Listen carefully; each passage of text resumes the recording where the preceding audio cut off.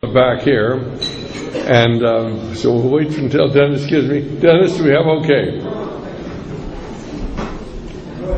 All right. Well, our next speaker is Rosalind Peterson, who, in my estimation, is the leading expert on the geoengineering. Now, this is a relatively new term. What is geoengineering? It is a term of engineering the atmosphere. How do you engineer the atmosphere? Well, you will find Rosalind's material fascinating, and of course she has it all backed up by all sorts of scientific studies. If you haven't got the material that if you haven't got Rosalind's material, why you'll certainly want to get it. And certainly, Rosalind, without further ado, I'm going to turn it over to you.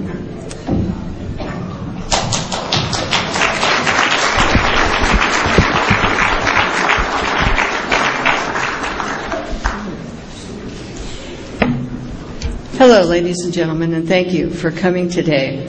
There may be a voice check here at some point, just in case. But if you can't hear me, if I'm not speaking clearly enough, please let us know.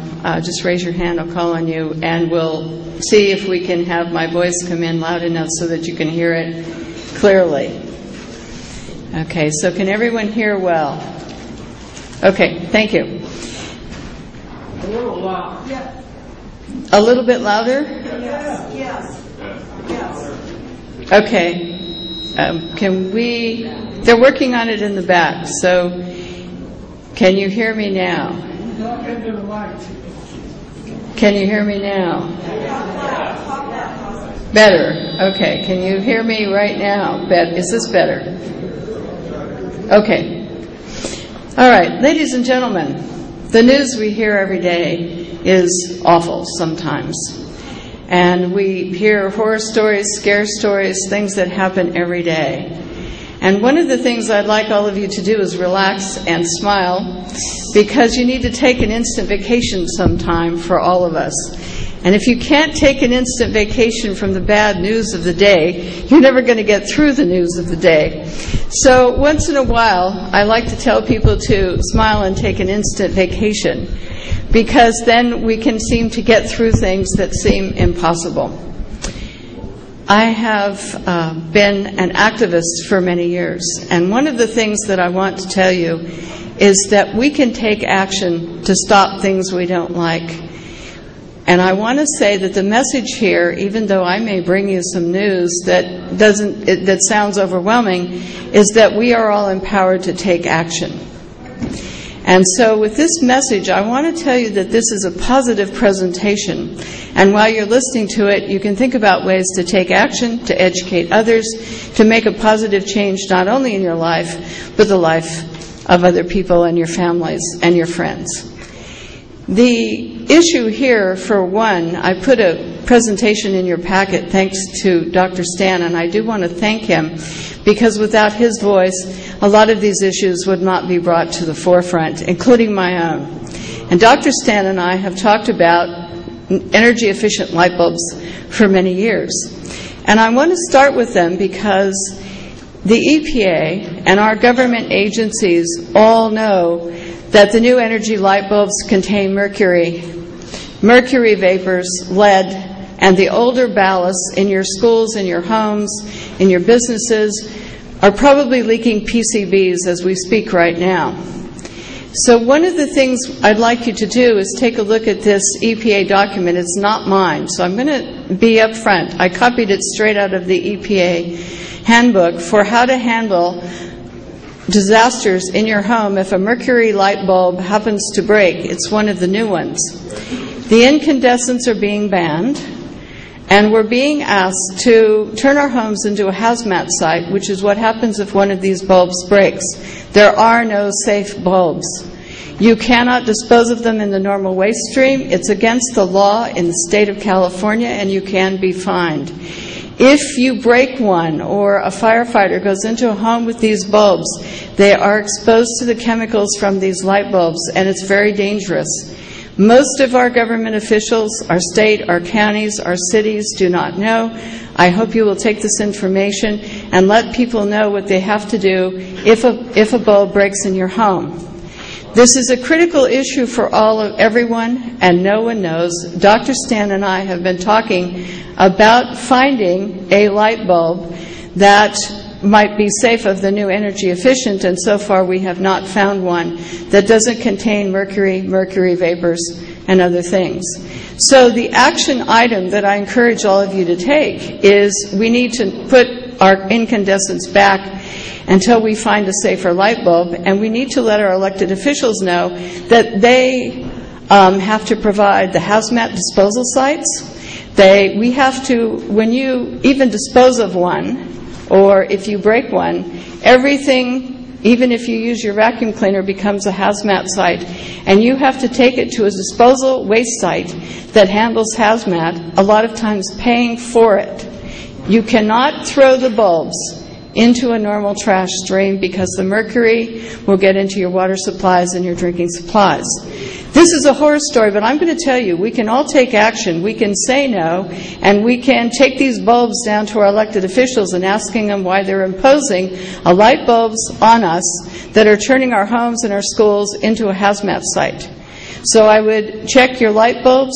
Know that some types of sockets, it'll cause fires if you put them in the wrong types of sockets, like sliding, if you have any sliding lights that slide across the ceilings, they can't go in those. And older homes cannot handle some of the high energy efficient light bulbs, and they've been causing fires. You're not hearing about this, but the EPA, in those documents I gave you, is well aware, but the media and no one is talking about this issue. So when I say to you that all of the things that I'm going to talk about here today, you can do something about. You can empower yourself in your homes, in your communities, in your businesses. You can empower yourselves to take action. You don't have to just listen to the bad news, throw up your hands and say, what do I do next?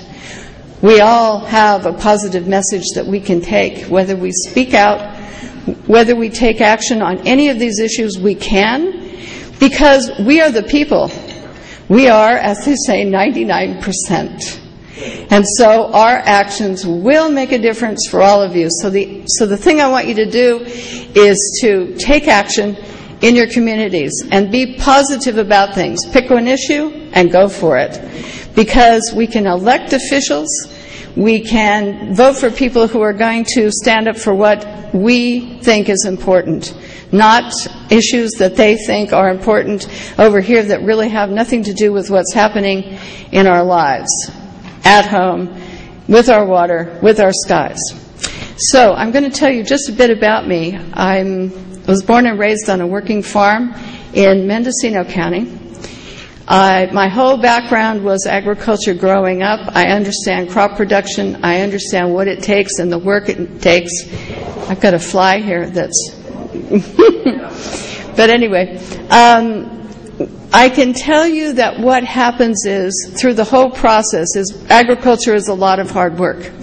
And right now, we are planning some things and doing some things in our skies and in our atmosphere, which is going to have a tremendous impact on agriculture, our food supply. This is right down here with us. This is not somewhere else in another country. This is, in actuality, what's happening to us now. My background, I work for the USDA, Farm Service Agency in the state of California. For many years, I worked for the Mendocino County Agricultural Department. I have also worked in the field of agriculture and crop loss adjusting. I was a certified crop loss adjuster for the state. What I did is assessed agricultural crop losses. So whenever there was crop losses in the state of California, they sent us, me and many other adjusters, into those areas to determine why the crops were being lost, what was happening, what the amount of the crop loss was, and to look at various practices that may have caused the crop loss by itself. In other words, we had to identify, not only identify, but do something with costs. So what I'm going to talk about today is agriculture. I'm going to talk about the weather. I'm going to talk about atmospheric experiments and what's happening that's impacting all of us. In past years, we have been a major supplier of agricultural products to the rest of the world. Whenever there was famine and food shortages, we had extra food. Now our agricultural lands are being turned into ethanol producers to put into your gas tanks. Major sources of farmland in the form of corn is now going into your gas tank for burning. This land is no longer being used to produce food for all of us, and this is a disaster because this is the breadbasket of the United States. And when you take prime agriculture land and turn it into using lots of water and lots of chemicals into producing something that goes into your gas tank, there's something wrong with this picture. And what has happened since we started putting ethanol from agricultural products into our gas tanks, the production of food in the United States has dropped to a point where we have very few supplies of extra food, even to ship to other countries. We also are in a condition now where to meet the food supply demands of the United States, that means what goes on your plates, that means what goes on your table every day. We are now having to import because we no longer produce enough food in the United States to cover our own needs, and this has been the case for several years now. The data is on the U.S. Department of Agriculture website. My website, the agriculturedefensecoalition.org, was put into place to talk about weather modification and other atmospheric things that we're doing and other policies that we're doing that is going to drop food supply. What I'm going to talk to you today and the facts and some of the things I'm going to bring forward are all on the website. They're not opinions, they're government documents, university studies, government reports, anything and everything that I'm going to try and say here today, I can back up with a government document, a university study, some form of proof that I'm not just talking because I have a belief system going on. I believe we can all make a difference, but I believe that you need to know what's happening. The PowerPoint presentation I know is hard to read today. I put it online for everyone yesterday on the Geoengineering section of the Agriculture Defense Coalition website. You can go there and you can see the entire PowerPoint presentation. And I made it so that people could use it and give it to show for other people because it's somewhat self-explanatory. So I apologize for not being able to have it so that you can see it, which means that I will read a few things for you as I go through different parts of this presentation. Geoengineering, called climate remediation, that's the same thing. Climate remediation does not mean that someone's going to do something about your climate and stop droughts and stop floods or do something drastic. Climate remediation means solar radiation management. It means that we're going to put up particles and chemicals like sulfur or aluminum oxide, which are supposedly going up to reduce the amount of direct sunlight reaching the Earth. I'm going to talk about the implications for several things as I go through the presentation, but I want you to know that these words are real, that the words that you're going to hear from me are a way to manipulate us into not knowing what the word means and therefore not being able to empower ourselves and take action. So as I go through this presentation, I want all of you to think about what actions you can take, and I'd like you can't probably, I don't know if you can read it, but it says, how do you like your skies, your weather, natural or man-made? And some of them you can look up and see. The photograph here shows a sky picture that was taken over Las Vegas, Nevada, and it's got man-made clouds in it, it's got persistent jet contrails, it's got white haze in it, and that's what our skies are going to look like all the time. If some of these activities that are ongoing are allowed to continue, we will have days in which we don't see direct sunlight at all reaching the Earth and benefiting us. And we're seeing this now in many cases. You're seeing the clouds that you see are not real. They are man-made. And the jets, according to everything we know, the jets produce these types of clouds, and these types of clouds, NASA, the U.S. government, many agencies, Stanford University studies, all talk about as being man-made clouds. In other words, they're not formed by real weather fronts coming in and in other words, the real climate cycle. So they're man-made. So some of what you're going to see in the skies from now on are man-made, and you will be able to identify and talk about them. Geoengineering, the U.S. House of Commons, UK Parliament report on geoengineering defines the term geoengineering to describe activities specifically and deliberately designed to affect a change in the global climate with the aim of minimizing or reversing man-made climate change. This was their report on March 10th, and this is in 2010. This was last year. The U.S. House of Representatives Science and Technology Committee met and held hearings in 2009 and in 2010 on geoengineering. It was not broadcast on C-SPAN. It was not broadcast by the media. The media didn't cover this issue, but I certainly was aware of it and started to talk about geoengineering. Right now, the U.S. House of Representatives and the UK Parliament are working together. They signed an agreement. The agreement is online, and you can read it. All of these documents are on my website, agreeing that they were going to go forward and work on global geoengineering governance.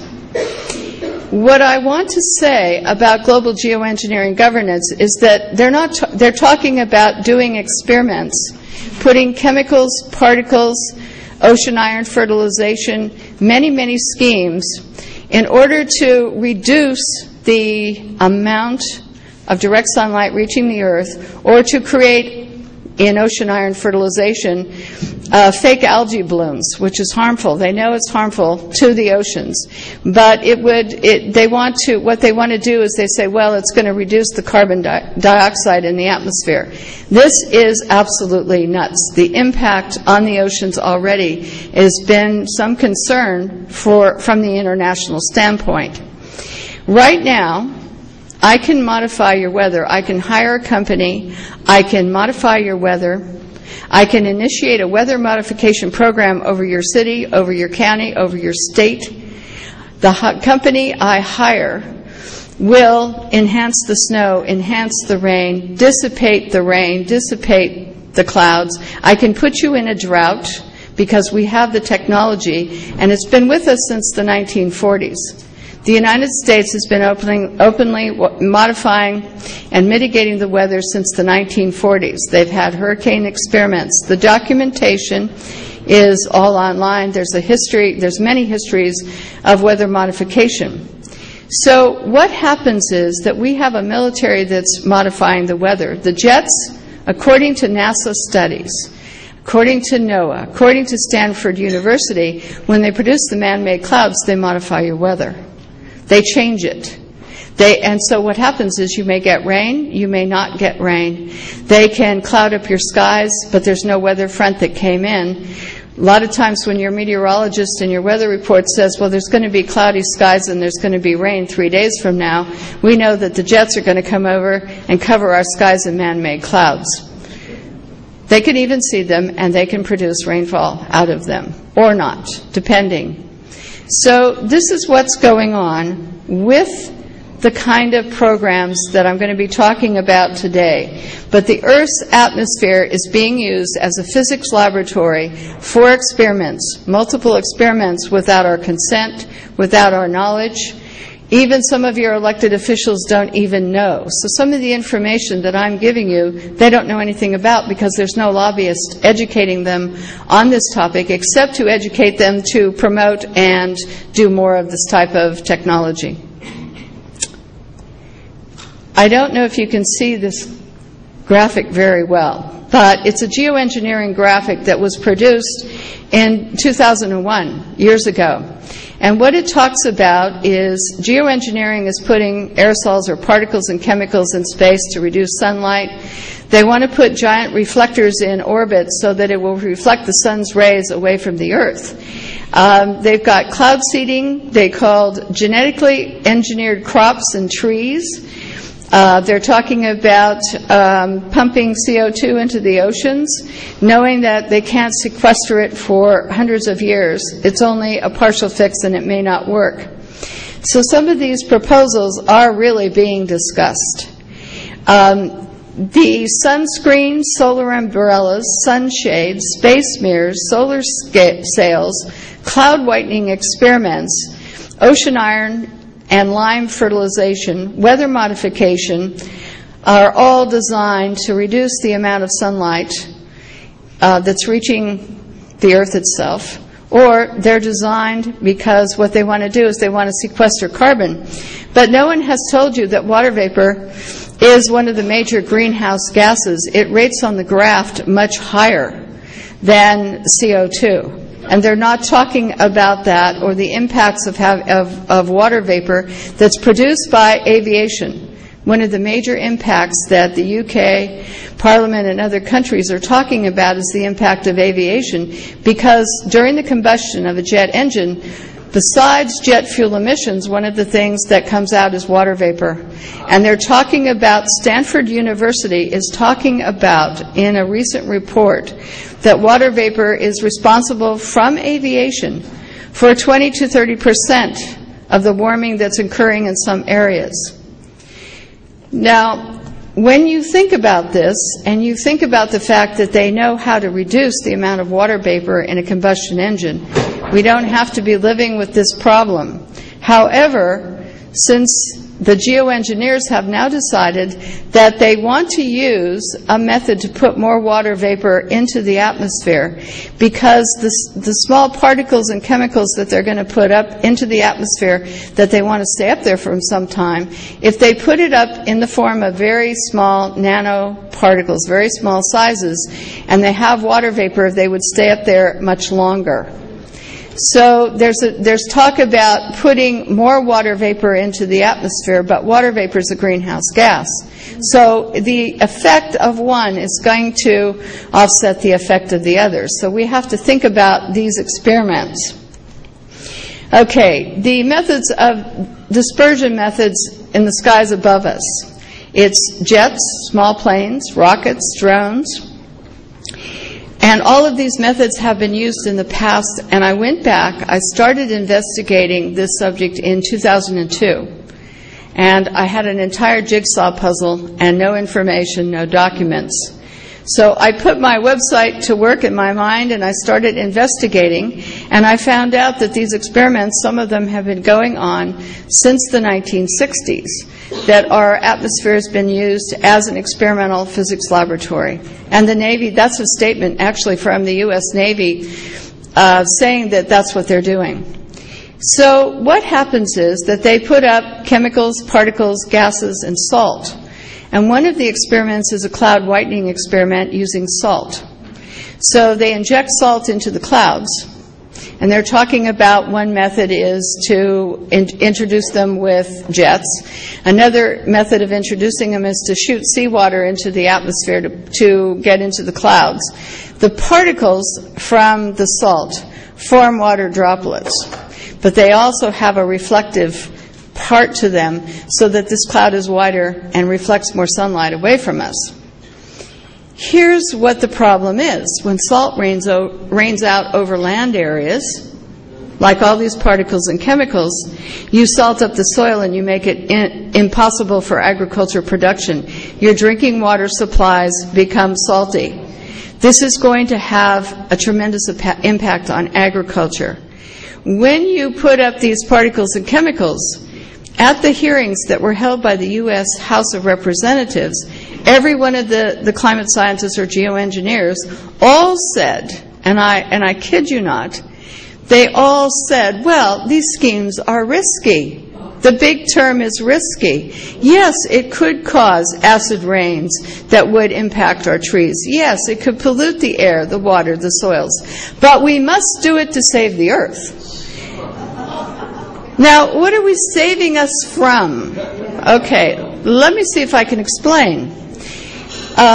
Water vapor, being a greenhouse gas, and man-made clouds are already trapping heat in the atmosphere.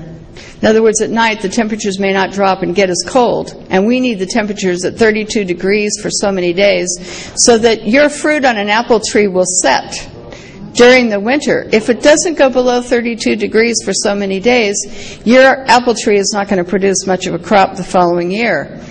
This has an impact, any type of warming. Now, we know historically that clouds tend to trap heat. All clouds do. And they trap heat so that the coldness on the ground does not escape through them and get out into the atmosphere and away from the earth. What they're going to do is artificially have these clouds above us so that they're going to trap more and more heat in so that we will actually be warmer, because that's what the water vapor and the clouds do, and the particles and chemicals. Now, yes, they're going to reflect more sunlight away from the earth. But here's the rub. Everything on Earth depends on photosynthesis, direct sunlight hitting the earth, for the crops to grow strong. I'm going to use an example of a corn crop study that was done by the University of Illinois. And they did a study, and they found that everything else being equal, the soil, the water, everything else being equal, when you had cloud cover, too much of it, corn crop production was reduced. When you had normal sunlight and you had enough sunlight reaching the ground, then it increased crop production. So when we have dying trees because we have a lack of photosynthesis, not delivering up the energy they need to grow strong and healthy. So some of the schemes that they talk about, you have to understand the direct effect on your trees, on agriculture, on acid rains. And this is what is transpiring for all of us. So in talking about it, they're called risky because of the pollution, the tree and plant designs, the reduction of photosynthesis, change in soil pH from the chemicals and particles getting into the ground can actually reduce crop production or make it impossible. And we talk about new forms of energy. We talk about solar power, clean energy. We talk a lot about different issues. What happens when we put man-made cloud cover up, as the jets do when they leave persistent contrails and the man-made clouds in our skies for days and days, is that solar power panel production drops. We've done the studies.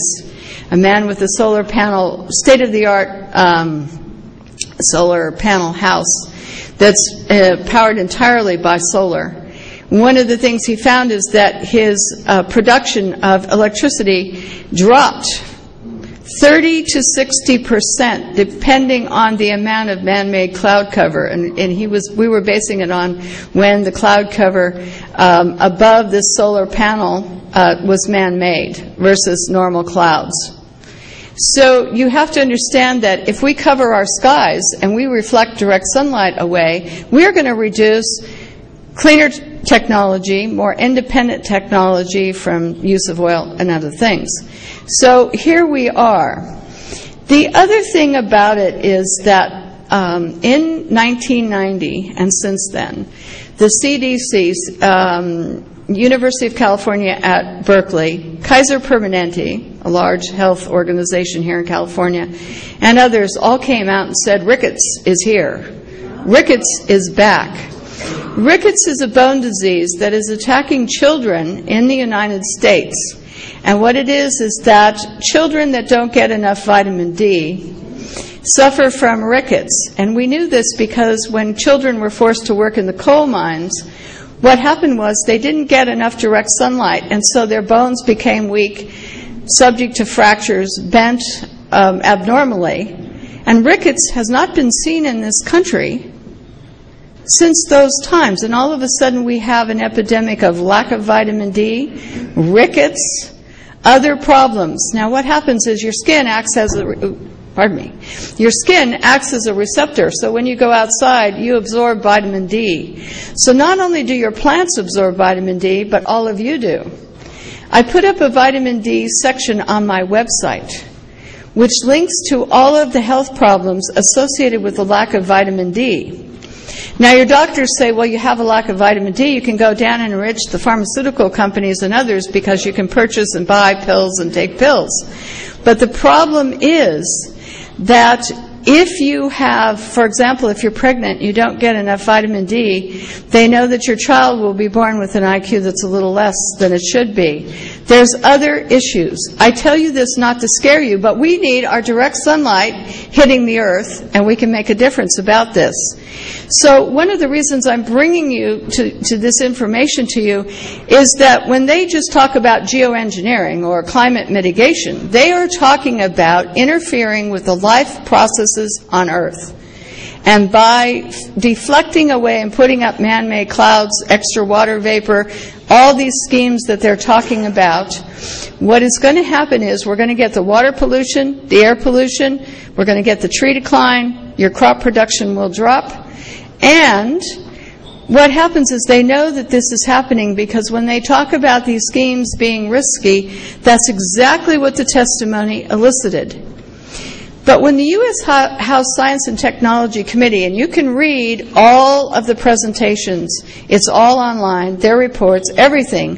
When they talk about risky, yes, they admit many of these things. Oh, yes, there's going to be, but we must reduce the amount of sunlight reaching the earth because we must test, we must experiment, and we must have this done on a worldwide basis because once we get going, we can't stop.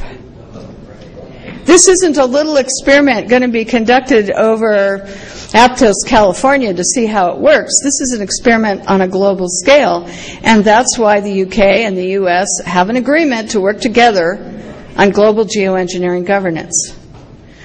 So I look at it from the perspective that this is what's going on.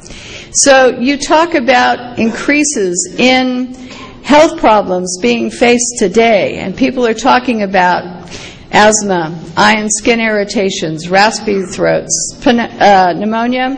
They're talking about increases in mold, mildew, flu-like symptoms, solar panel power reductions,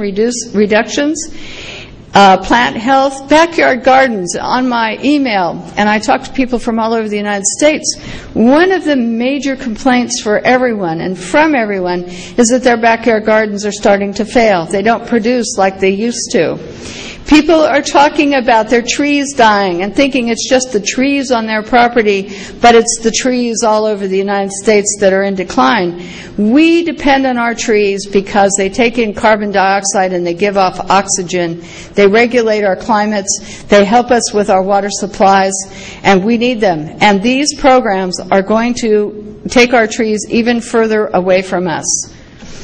Now, one of the things that I'd like to go into, and rocket fuel emissions, jet fuel emissions are all toxic, have impacts, and I put a presentation in there. It's also online from an EPA study. So it's not my opinion. This is the EPA documentation. People are talking about memory loss. Did you know that one part of jet fuel emissions interferes with memory? I bet none of you knew this, and it does. And they talk about it in an EPA report that's 40 or 50 pages long. That's one of the conclusions that they made from this report. So not only air pollution, crop damage, and other things. And I can tell you that rocket fuel is just as dangerous. So I'm going to skip a little bit here because you won't be able to read some of it, but I'm trying to talk the talk, and if you can read it, that's great. Otherwise, it will be online for you to see it at a later time. But I was shocked to find out when I started to investigate that the United States had been engaged in upper atmospheric experiments since the 1960s. 1940s for weather modification programs, but then I found out that they were doing upper atmospheric experiments without our consent, and they were releasing barium, strontium, lithium, calcium, sulfur hexafluoride, and other ionic experiments using the rockets in the space shuttle to deliver the canisters up to conduct their experiments.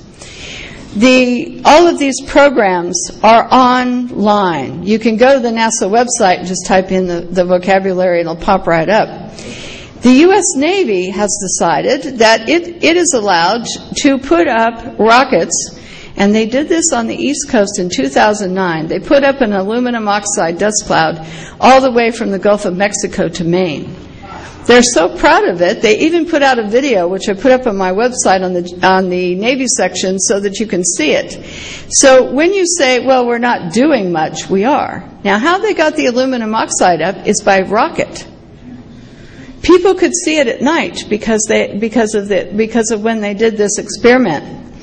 Now, the Air Force puts up trimethyl aluminum into canisters in conjunction with NASA, and they send these canisters up, and some of them have barium, some of them have other chemicals, and they send them up on rockets, and they release them, and they superheat them, and they do ionospheric experiments and atmospheric experiments using these chemicals. Now, when all of you say, I've heard a lot of people talk about, well, we're getting aluminum and barium in our air and our water and our soil and tests. Well, the United States government is also conducting these tests using rockets. And what happens is that you can see the spiking after some of their experiments because it comes back down to Earth. These chemicals don't stay up. This doesn't stay up in the atmosphere. It comes back down. So what I'd like to say is I listed a few of these, but you can actually go to my website, look up the agency, and read about these experiments. You can read about the University of Alaska talking about how the auroras that we see now, some of them aren't real. They can produce man-made auroras. And I have a picture on my website, and I don't know, I'll get to it in a second, but I have a picture with a man-made aurora up. But this is what's going on. And the geoengineers, one of the particles that they're talking about putting up is aluminum oxide in order to reflect more sunlight away from the Earth. But the Navy's already putting it up via rockets, and they're putting up a lot of it. So the experiments, when they say they're going to do this in the future, they're fully aware that the experiments are underway.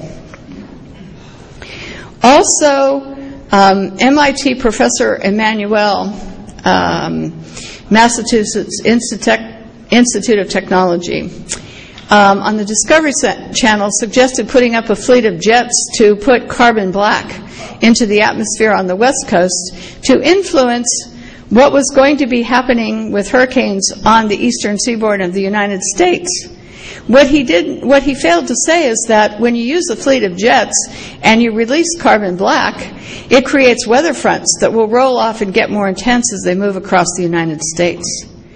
So everyone is going to feel the effects of some of these experiments that they're talking about. And we see the actual trails in the skies, and we see the carbon black, and I have the actual photographs over on the table on my left. But this is one of the photographs that I took of the black trails. This is not what they might say, oh, it's a shadow. We actually see the end result over time of how these expand and what they do to the actual cloud cover. All of the cloud cover that was taken in this photograph, by the way, was man-made by jets. And we were watching it. And also, we watched the jets lay the white trails and then lay the black trails. So what you saw was not a shadow from the sun. It was actually them laying down different types of trails over Ukiah, California. Weather modification programs. Weather modification programs are ongoing.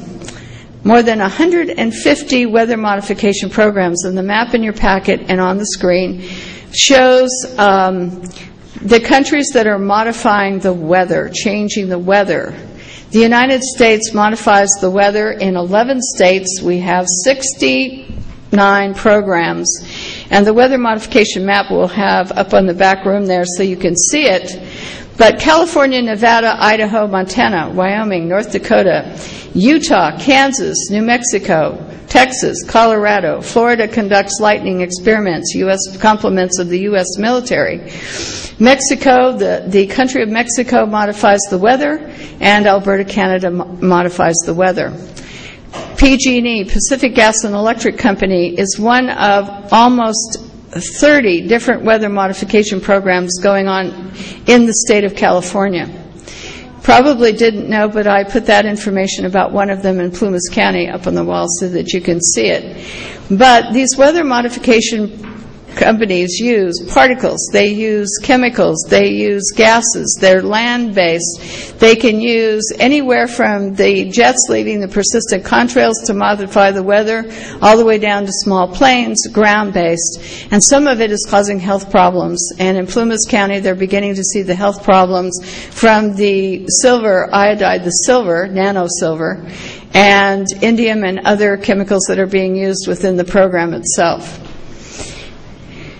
So this weather modification, this photograph that I have right here, that's also on the poster, you can see it, is a 1973 photograph of a hole in stratus cloud deck due to cloud seeding with aircraft using dry ice as a seeding agent. And so that I wanted to show that the U.S. military was engaged in these experiments way back when, but they're much more prolific than they used to be. The things that they use, indium, liquid nitrogen, they burn silver chloride, propane, using propane gas. They burn silver chloride, bismuth, oxide, and potassium chloride dissolved in acetone. They use sulfur hexafluoride. Nanosilver is a possible health hazard. And bariums are noted in many patents. And also Professor Gregory Benford of Irvine University talked about using a little bit of a barium and aluminum and making these clouds where they want them to move, do what they want them to do. So our whole atmosphere above us is being changed, and it's being changed without your knowledge, your consent. Even your elected officials don't know about it. I've already talked a bit about water vapor, but I'm going to skip here a little bit because I've talked about this in my presentation already. But NASA studies and university studies show that increasingly persistent jet contrails may turn into man-made clouds that are trapping warmth in the atmosphere and exacerbating global warming. NASA goes on to state that any change in global cloud cover may contribute to long-term changes in the Earth's climate. Contrails, especially persistent contrails, represent a human-caused increase in the Earth's cloudiness and are likely to be affecting climate and ultimately our natural resources. And the studies are there. So what happens is that even though people just say contrails are, well, that's just water vapor and that's normal, they're nothing like we used to see historically. We used to see blue skies, no trails, no jet trails. And a lot of people said, well, when did you first start seeing them? And in our county, we looked historically back through records, Mendocino County, Lake County, and some others, and the first persisting contrails that we can identify went back to the late 1980s, 1988 to be exact. So the program has been moving forward more and more, and now we can go through entire months without seeing direct sunlight reaching the earth because of the man-made cloud cover and the haze that they produce. Crop production is definitely showing an impact in our counties because of that. So I've got, I want to talk to you too. I'm not going to go, I've got to skip because I've gone through some of this. I wrote an article on dead and dying trees in 2007. And one of the people that I talked to was Mr. Alan Buckman of the Fish and Game Department. And he talked about the myriad of tree deaths in many, many species, plants and trees. And it was odd because usually it has one species or another that's not impacted. And one of the things that we know from looking at this is that almost every plant, almost every tree has some now decline associated with it. And so what happens is, he said, and I quote, "But I have never seen the present condition of widespread decline in almost all species, in all areas from a wide variety of insects, fungus, molds, mildews, bacteria, and viruses. I have seen areas where every tree and shrub in a drainage area has some form of a health problem." Do you realize that we depend on plants? Just as our honeybees are in decline, they pollinate most of the food that you see on your table.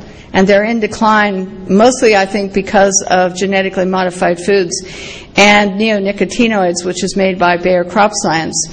And what happens in this area is they're declining. So our food supply, our trees, everything around us, where what's going to be on your table in the next few years, how much it's going to cost and its availability, are being impacted. And we're beginning to see that some of the atmospheric programs that are ongoing are beginning to have an effect on our crops, on our plants, and our trees. And without them, without direct sunlight coming down from the sun, human health problems, which when I did the list of lack of vitamin D, just human health problems, I was so shocked my jaw dropped. I had no idea on how much we depend upon vitamin D. And you can't take enough pills in enough quantities to ever make up the difference between what you're losing from what we're not getting from direct sunlight reaching the earth. So Alan Buckman summed it up in this article I wrote for me. He said, I think we are in for big changes, and I think we should be on this like a duck on a June bug. I think this is as serious as it gets, and we need to act quickly and document the fact and take corrective action. So I have trees on my website, and a lot of government agencies want to blame tree decline on climate change, without realizing that we're initiating weather modification programs across the United States. We're conducting atmospheric experiments that are going to cause the decline of our trees, in some cases already are. And the climate change we talk about, in other words, well, we're warming, well, yes, but if we get rid of these man-made clouds from the jets, we're going to cool down because a clear sky allows the heat to radiate away from the earth. And that's what they're not telling you. But they say, well, we're going to fix. It's a chemical fix. It's not a cure, a solution. It's a fix to what we're seeing. Well, I don't want anybody fixing the climate, adding more pollutants and adding more problems for all of us, not for my family, not for your families. So this is what I'm trying to bring to you, is that this is what's going to happen on your dinner table and in your plate. Unless we take action, it's not like it's going to happen in some other country far away where it isn't going to be here to impact us. And that's why my message to you and why I go and speak. I'm making this presentation available because it's self-explanatory for some of it when you read it. And the documents, 40,000 strong, photographs and pictures. And these are government documents. These are studies. I try to put them forward so that people have leverage when they go to educate their elected officials. What I can say is that there are lobbyists paid in Washington. They live in Washington. They reside in Washington. They're in the halls of Congress, because when I went there, I was accompanied by lobbyists going in and out of offices all the time of the people that you elect. Now these lobbyists are writing the legislation. These lobbyists are lobbying for their causes, whatever. In other words, it doesn't matter. But the American people are not in those offices lobbying. And what lobbyists provide is they say, I want you to support this project, this whatever. And then they give you all the research and all the information, and they educate the staff members at the local level in your communities, and they educate the staff members there. So what happens is that if the American people are objecting to it, they say, well, we believe or we think this is happening, and they complain, but we're not lobbying on our own behalf to say, look, we have the evidence here. What are you going to do about this? We're not going down and educating them. We're not electing people at the local, state, and federal levels. We're complaining about what they do, but we're not going in and saying, look, if you want my vote, you have to do something about geoengineering. This is not going to pass. You have to speak out. And John Fitzgerald, for example, is here today. He's running for Contra Costa County U.S. House seat. And one of the things that I decided, because I was looking on whether or not to support him, was that I wanted to know where is he going to be on these issues? Does he know about geoengineering? Does he know about these atmospheric programs? Does he know about the weather modification and the tree decline? He came to my house, actually. And what happened was, because he wanted to know, he took a tree tour in Mendocino County with with me. And when he looked at the tree decline and the dying of the trees and saw the photographs of them and saw them in person when we walked around the property and other areas, when he saw that, he said, look, he said, we have to do something about this. I get it. I get it that it isn't just my tree at my house, it's all over. So when you go to Mendocino County, for example, you go up on, go to Little River, for example, or you go to Mendocino, for example, on Highway 1, and you drive by, you're going to see massive tree declines. You're going to see the Doug fir dying. They're standing trees. They're a fire hazard. They're dying all over the place. You're going to see the oaks, and not oaks with sudden oak death syndrome. You're going to see the pines that no longer have the strength to grow straight up toward the sun. But what they're doing is they start growing, and then when they get about 15, 20 feet high, they just bend over, and they're starting to lean on the trees next to them because they don't have enough energy to grow straight and tall and strong like we know them. It is the redwood trees that are in decline. Our beautiful redwood trees, the bark on redwood trees, you've all seen the pictures, you've seen them in person. The beautiful bark on the redwood trees, it's so beautiful. It's called redwood because it's the most gorgeous tree and the most gorgeous bark. And when you see the painters and the photographs of them, and you see them in person, they're stunning. And yet now what we see is a white-green mold on them, on the tree trunks. We see that they're dying from the top down in many cases. And they say, we don't know why. And we say, well, test the soil. Aluminum is in the soil. Could that be impacting them? We say, look, you're having man-made clouds. They're not getting the rainfall that they used to and the fogs that they used to. We're changing the climate. And they say, well, you know, it's just climate change, as if climate change meant, climate change is not a word that we can't do something about. We can do something about climate change because we are modifying the weather. We're running weather modification programs all over the place. We're atmospherically making man-made clouds that impact the weather, our trees, the climate. So this is the story that I bring to you. It's a positive story. It's a story that when we take action, we can make a difference.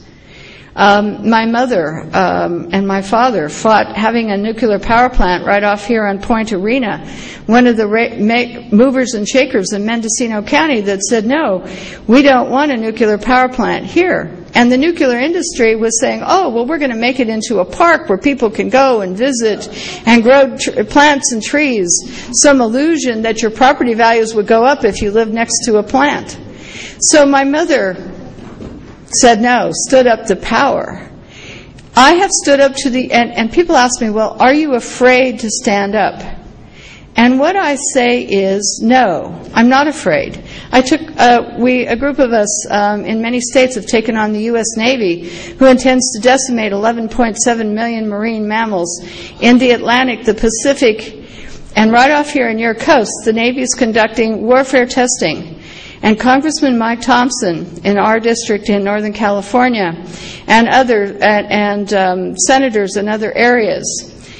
There's a letter in your packet which designates this information, but they won't stop the sonar and the bomb blasts and the electromagnetic weapons testing, even during the migrations of the blue whales and the gray whales and all the other animals.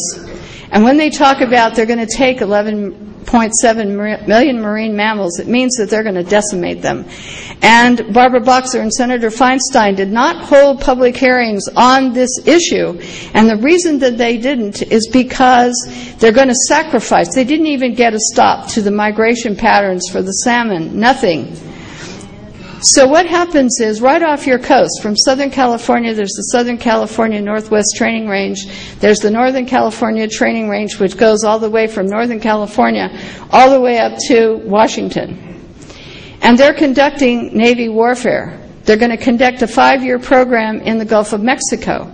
I have stood up to the Navy. I have spoken out. I have talked to their personnel. No one has ever harassed me. And we have delayed, fought. We're in another battle to stop it before the 12th of November. But here's the issue.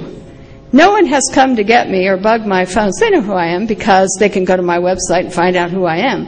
But I'm going to tell you, you can stand up to powerful agencies. You can get your elected officials engaged, and Congressman Thompson has been engaged on this issue to try to get them to protect the biologically sensitive areas for the fish we eat and other areas to protect the jobs of the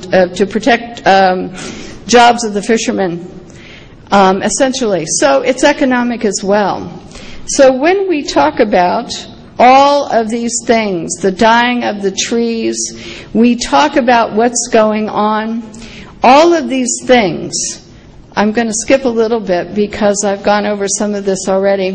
The state of California water testing reveals lots of toxic chemicals in your drinking water. The information is free from your local water agency. They can tell you what the chemicals are. They're required to under the California Public Records Act at just barely the cost of copying. And you can also find out what's in every single public drinking water source. There's a document, an agency at the state of California, it's the State Department of Health Drinking Water Division, and they're the repository, and it's online, of every single drinking water test taken in the state of California going back to the 1970s. All this information is available to you at your local level. It's available, but they don't want you to know what's going on. So I've listed some of the chemicals that we're finding: aluminum, strontium, beryllium, barium, iron, manganese. There's a whole lot of things.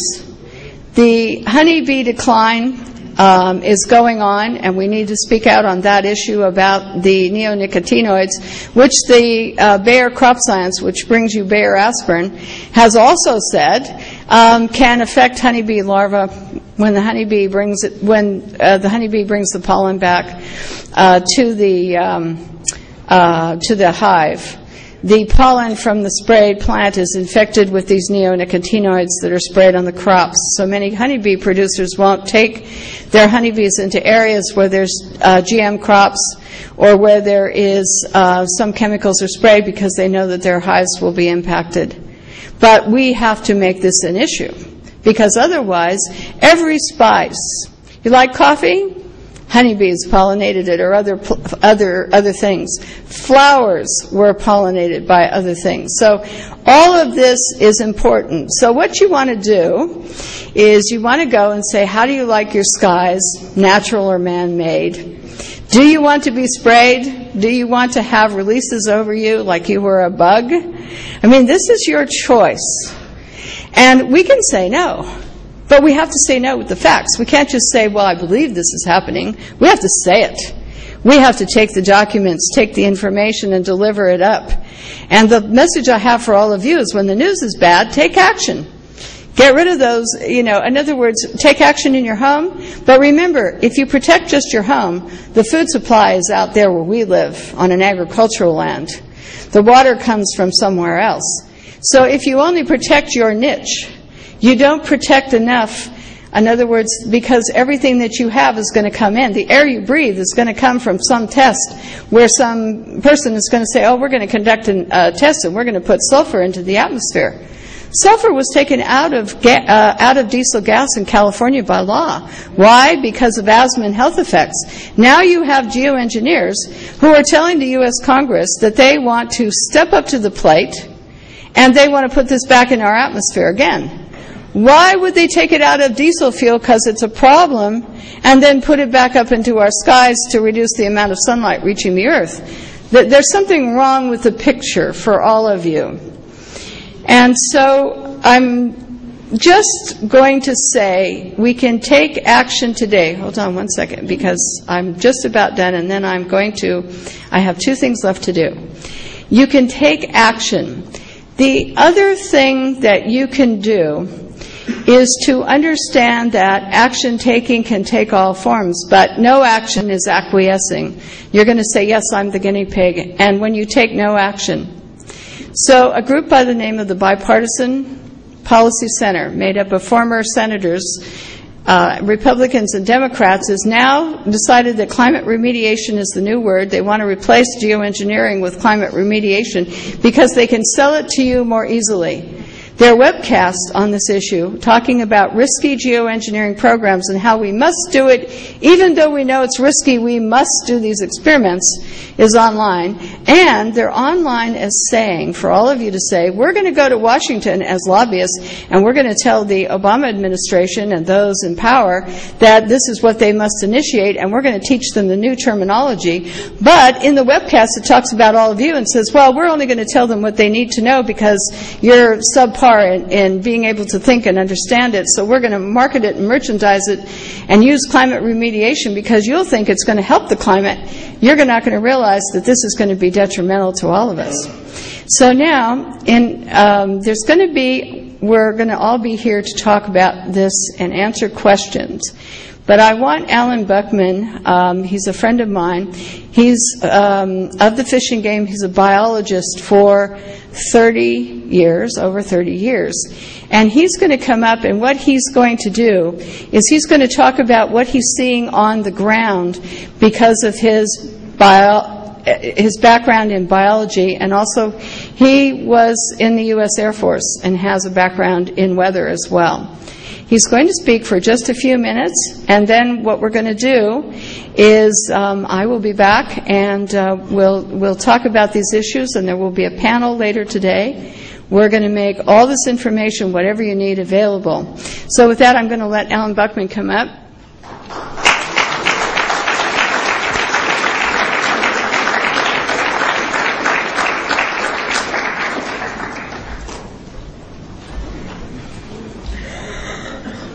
Okay. Huh? Close it out and start mine. End of slideshow says click to exit, and then you can put yours. Let's do. Here, wait a minute. Where's mine? You should be able to put. Okay, let's go. Where's mine? Is this it here? Man.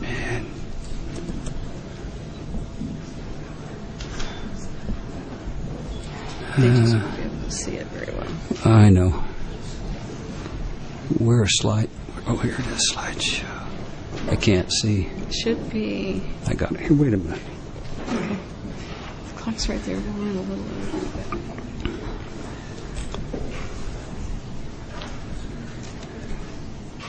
Ladies and gentlemen. Talk into this one. Oh, okay. Wait. Don't move this one. Well, here. Okay. Talk into this one, right? Both, but this one right here directly. How is that? Can you all hear me? Yes. Hopefully. Anyway, ladies and gentlemen, it's a really a pleasure for me to be here and to see so many people who are interested in these programs and wanting to learn more. The title, what I'm talking about, I'm just going to call it Man-Made Climate Change in the Skies, and this is part of a presentation that I did at the Commonwealth Club in March. I was a biologist with the Department of Fish and Game, actually for 38 years, and during that time, my field work, I started noticing a lot of plant death and die-off everywhere I was going, and it was getting progressively worse. I was really concerned about what's going on. I'm on the ground looking at all of this and wondering what's happening. Well, about that time, the sudden oak death hit California, at least Central California. And that was, the big problem. But as I traveled around, I found out, SOD is just one of the pathogens that's around, and there are a lot of them. There were similar problems going on with all of the habitats I was looking at, and it had a lot more to do than just SOD, which got me really curious. Sudden oak death, Phytophthora remorums. Call me on these. I have a tendency of being a government scientist to use a lot of acronyms and words that maybe everybody isn't familiar with. So forgive me for that. I did. Thank you very much. As I was looking around, the tree death that I was observing all tend to follow the same kind of patterns. It actually all looks like solar burning or freezing. We start losing the tips of the trees. The branches get thin. You lose your canopy. unfortunately, I don't know if you can see these very well. Anyway, the canopies get thin. The tips of the branches do what they call lion tailing. They'll get a clump of vegetation out on the end, and they'll be bare in the rest of it. And it's a progressive thing. Now, the upper right-hand corner of this picture basically shows the collapse of a whole oak grove. And this is outside of the SOD area. Again, but it's exactly the same thing going inside the sudden oak death area. Is that some of the trees are already dead. Most of them are losing their foliage. It hasn't been until just recently when we got these last rains that things have been actually perking up around this area. So things changed a little bit, but the reason for that is that things are shifting, and I'm going to talk a little bit more about that.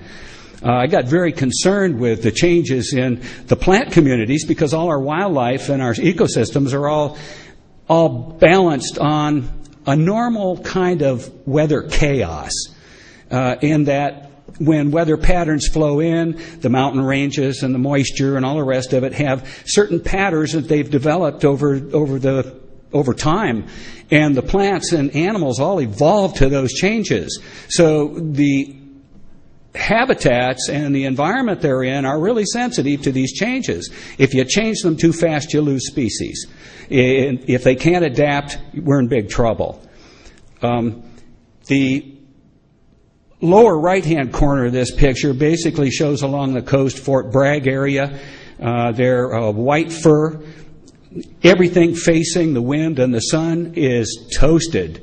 The forests, all the state forests along the coast have been cutting thousands of trees. As they're dying off, they don't want it to look bad, so they're cutting trees. This is again, I wish I had a little bit better clarity on these pictures. The laurel and eucalyptus are both tend to be carriers of the sudden oak death pathogen, and they cause cankers and tip death, and it evolves. We found it on redwood, found it on chaparral. In fact, I think last I knew there were over 80 species that are being affected by this. And again, other fungus, well, I took a lot of samples, and when I took them in, all the labs would tell me was, well, it's either bugs or fungus. Okay. Yeah, that's what's on them now, but what caused the bug and fungus invasions? You know, it has been classic that when you start having an invasion of species, it's because the trees are weak. Things are changing. They're stressed. And when you're talking about a stressed environment, you're talking then about a really rapid spread of these conditions. As I traveled, I go to Illinois quite often. Went to Arkansas for a training. New York. When Rosalind and I both went to make a presentation to the United Nations on these subjects in 2007. And in Canada, went all through the Laurentians, beautiful area, but the problems are the same everywhere. I saw exactly the same kind of tree death. They're cutting down the trees the same way they're doing in California. It looks like, well, you want to take the dead wood out of the forest because of forest fire problems, generally. But a lot of it is for looks, too. And then it's also, gee, we have more wood available right now. And there are some aspects of that. But all of those areas reported when I investigated that, they all said, oh, it's fungus or it's insects. Okay. Different fungus, different insects. Same problems. Then I read, I can't even read my own stuff here. Charles E. Little's In the Dying of the Trees. And what he said was, from the cedars of Alaska to the palms of Florida, from the maples of Canada and New England to the pines and incense cedar of the Sierra Nevada, the incidents of death and decline are increasing at an alarming rate. Further, another study from the USGS biologists was that tree death in the Sierra Nevada mountains of California has doubled since 1983. Stress and dieback have occurred from Alaska to Mexico. Since 1997, more than 20 million hectares or 50 million acres have been affected. And it's more, this was in 2009, and I haven't updated the numbers, and I'm sure it's much bigger than that now. Also in this picture, I really wish you could see it, because the picture was taken from an aircraft at about 35,000 feet. And what I could see out the window were other jet-formed clouds and a haze that went all the way to the ground. So haze is a really important part of this project. They're not only creating clouds, they're creating haze. I'll go into how those work together and what other technologies they're using, because this is the cloud spraying program is only one part of a system. As I traveled in Canada, the other thing that's going on worldwide is water pollution. Increases in blue-green algae, increases in blue-green algae particularly, and most of the blue-green algae produce neurotoxins as well as terrible odor. In Canada, what it's doing, this sign, basically, they've closed off thousands of lakes, and people living around lakes have had a lot of problems with health problems, mostly neurological diseases. Well, what this has done is that our water supplies are in jeopardy. There's an increase in disease. There's a loss of recreational use. There are a lot of dead trees. And I said chemtrail skies here, but I'm going to get into that term here in a minute so that you understand where I'm coming from that comment. Also, I have a company that we've been using natural biological products to treat water. And we treated a pond for the California Department of Fish and Game. It's the West Novato pond. It had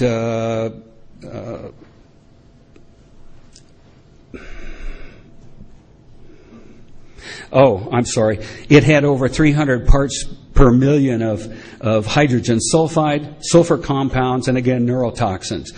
When the neurological societies started looking at somebody finally asked the question, well, is it all of these neurological problems, are they somehow related to some particular system? And when somebody actually mapped out on a map where most of these problems were occurring, and they found out that most of them were close to water.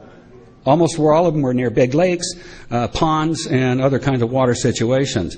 Well, we treated this pond, and then we knocked the odor out of it in one day. The species that we were treating was, I never can remember the name of this guy. Anabina spiroides. It's only one of the blue-green algae. And its levels were over 300 parts per million in the pond, which is incredible. We, in 5 months after treatment, we couldn't even find the Anabina. At the beginning, there were no fish. There was very little vegetation in the pond. And at the end, at 2 years, we had a fish population back in and aquatic emergent vegetation happening again. So we actually recovered the pond. In talking about chemtrails as a word, it was in 2002 that Rosalind and I got together, and she handed me a video. She knew I was a wildlife biologist and that I'd been a weather observer in the United States Air Force. And so she handed me this video, and it was made by a fellow named Cox. It was out of England, but they filmed it over the Bay Area. And the title on the thing had to do with chemtrails. Well, I thought, I'd never even heard of chemtrails before. I knew they were, anyway, when I looked at the video, it didn't take me very long to figure out that this was a created sky condition. These were not, they were not normal contrails. Historically, contrails have very short life, leave a small trail, disappear, and that's not the case today. Well, it is partially the case because there are still aircraft going over these areas that aren't leaving any kind of trail. And they say, well, they're at different elevations. You can go to almost every elevation and find out there are planes flying through that are not leaving these trails. So anyway, then I started looking. I got my telescope out and started looking at the aircraft. What I found out was that the aircraft were mostly white, unmarked, either KC-135, which is a Boeing 707 refueling tanker, or C-141s, which is our huge strato tankers. And I found them flying in military airspace, which means they were either military or military contractors. They're flying in grid patterns, and they're getting really good coverage. They do turnarounds. You'd see 4 to 6 working an area at a time. And there's various nuclei. When they're laying out the clouds and you start looking at the cloud patterns, you find out that in a lot of cases, almost every line had different kinds of cirrus in it. And you'll never see that in a normal front, ever. Okay, so these aren't part of any kind of normal weather pattern. You can spray nuclei into a weather area, and the natural conditions will pick up and generally make the kinds of clouds. But the way it spreads out depends on the nuclei they use. I know in the Air Force we used, we used silver iodide. And as I started looking at the clouds, I went, boy, they've gone a long way since I was in the Air Force. I got out in '64. So it's been some time. But anyway, we never had that kind of technology then. They do turnarounds, which our commercial jets don't do. And I actually photographed 3 different turnarounds here in the state. Then it came down to the term contrails versus chemtrails. Contrails by definition, they don't form clouds. Now, there was a recent thing that came out that basically showed the war when all our B-25s and aircraft were in World War II. The exhaust in the prop engines had a whole lot of other kinds of nuclei, and yes, they did leave sky cover. And they'd cover the entire sky with it. But as we improved our fuels and with the jets flying, they were actually trying, I think for a long time, to reduce the amount of material coming out of the engines. Anyway, you can see both of them at the same time now.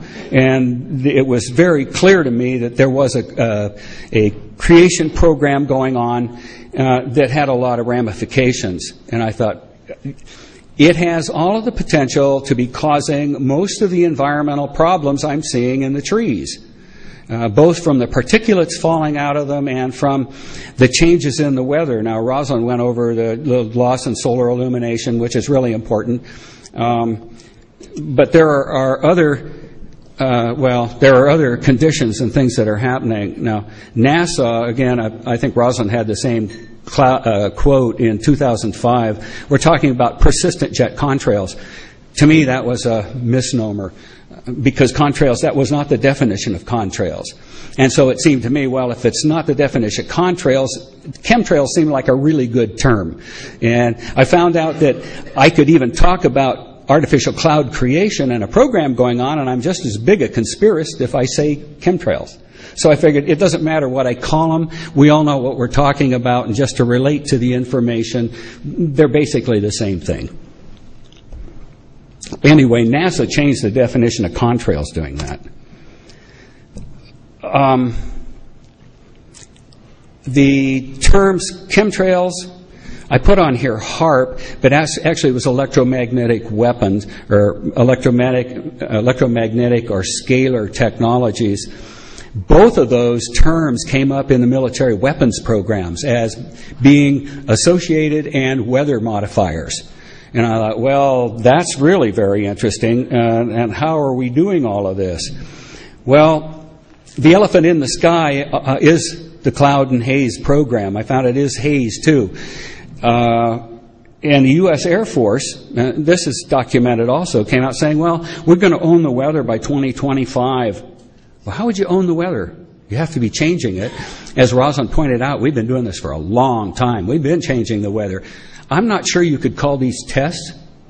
I got a 20-year test going. I got a 30-year test going. Right. Not exhaust. Here's just a picture of one of the planes has the USAF insignia or the USA insignia on it, but these are not coming out of the jets, out of the engines. And these aren't coming out of the engines either, if you can see that. There are like 10 trails coming out of this aircraft. It's not exhaust, and it's not a contrail. Again, unnatural clouds and sky cover. I was told that one of the compounds, boron, makes the fluffy clouds. I've heard several different elements can cause the same kind of condition, which means they're basically using, and looking at the clouds, they're basically using a lot of different water-loving salts and compounds that attract water vapor, and if they're mixing it with the exhaust, which they're getting some water vapor right out of the exhaust.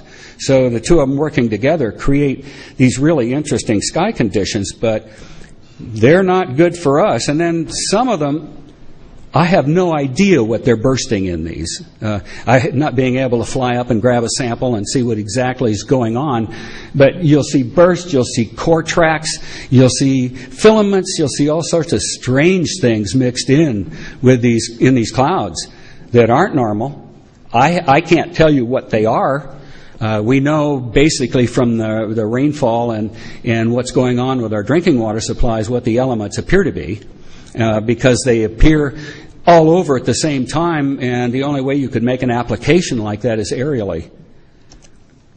So, what are they spraying?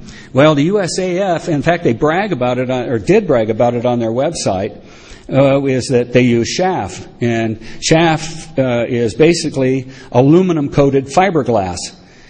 And they started out using great big strips of this stuff, and found out, well, it had some effect. They've actually gone nano with this. And for them to spray it at 35 or 40,000 feet and have the cloud stay in the sky, the size of those particles has to be less than 7 microns, which is nano size, which keeps them in suspension a long time, and it takes a long time for them to drift down. And the thing they said was, well, it has high electrical conductance and 10 times the reflectivity of sulfur. So if you were going to reflect sunlight, oh my gosh, I didn't realize how fast this had gone. Anyway, it was in 1987, the California drinking water contamination. It appeared in all of the drinking water in all of the states, and that was out of the data that the California water records provided. I want to hit these two things, and this was really alarming Mount Shasta data. This was a snow test. The normal for aluminum is 0.5 micrograms per liter. The maximum in drinking water is 50 micrograms per liter. The snow on Mount Shasta was 61,000 micrograms per liter. Federal action is supposed to occur at 1,000 micrograms per liter, and none was taken. Why? Okay, big questions. Barium came out at 1 microgram per liter, which is very high for barium. Then this is the other thing that's really affecting the plants and the species that got me really concerned. Well, it all does. But the forest soil pH in the Shasta area historically was 5.5. It's now 6.8. That's a 10-time more alkaline condition than normal. Do you think trees have a hard time and the plants have a hard time growing when they get a change like that in their soil pH? They won't. The other thing was stream insects. And 20 years ago, it was pretty common to get about 1,000 bugs per sample, or aquatic insects. And now it's less than 30 in most sites. So we've had severe vegetation and wildlife impacts. We've had severe aquatic and ecosystem impacts. And on that, I had some other things, but considering the time left, I'm going to let Rosalind finish up with what she had to say. Thank you.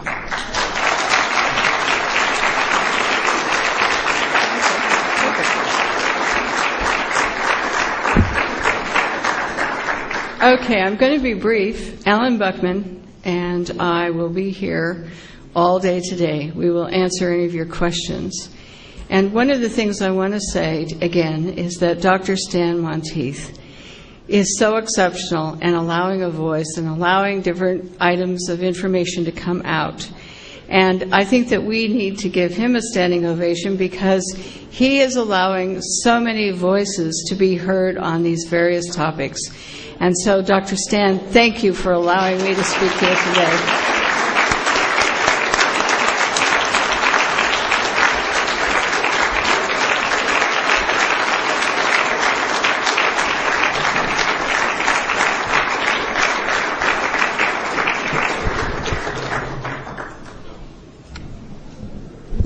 Well, thank you very much, and we really need a standing ovation for Rosalind. That was a beautiful presentation, as was the presentation by the biologist.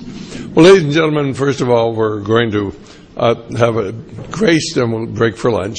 I ask you, you can go back for seconds or thirds, but just use one plate, because they determine how many lunches they're going to build us for by the number of plates they use. So we'll just do that. We will start again at 1 o'clock. We will have 2 1.5-hour talks, a couple of breaks in the middle. And then we're going to do something a little different. We're going to end with a panel. We'll have a panel for about an hour at the end, and you can ask your questions there.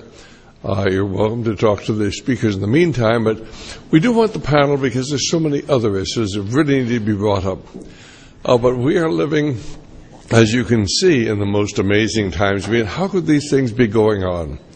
I mean, I've noticed the trees are dying, but most people, they pass right by them, completely oblivious of what's going on. After all, the important things is the World Series coming up. We hope that the National Basketball Association contracts will be signed so we can begin the basketball season.